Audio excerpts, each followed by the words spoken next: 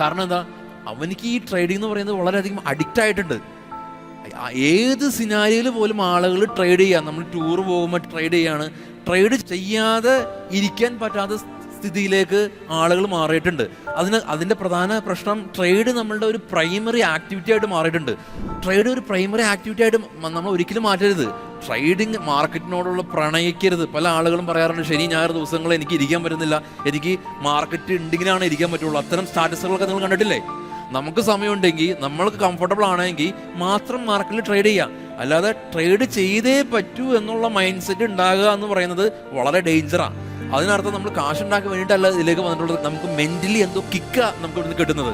മറ്റുള്ള ഏത് കിക്ക് കിട്ടുന്ന പദാർത്ഥം ഉപയോഗിക്കുന്നതിന്റെ എഫക്റ്റ് അവിടെ കിട്ടുന്നത്. അത്തരം ആളുകൾക്ക് ലാഭം നഷ്ടമല്ല വേണ്ടത്. അത്തരം ആളുകൾക്ക് ജസ്റ്റ് ഒന്ന് ഇൻവോൾവ് ആയാൽ മതി. ജസ്റ്റ് റെഡ് ക്യാനിൽ കാണാം, ഗ്രീൻ ക്യാനിൽ കാണാം, ജസ്റ്റ് സ്വൈപ്പ് ചെയ്യുക, എക്സിറ്റ് ചെയ്യുക, ബൈ ചെയ്യുക. ഈ ഒരു ആക്ടിവിറ്റിയിൽ അവർക്ക് ഇൻവോൾവ് ആവാം. പൈസയല്ല പ്രധാനം അവർക്ക്.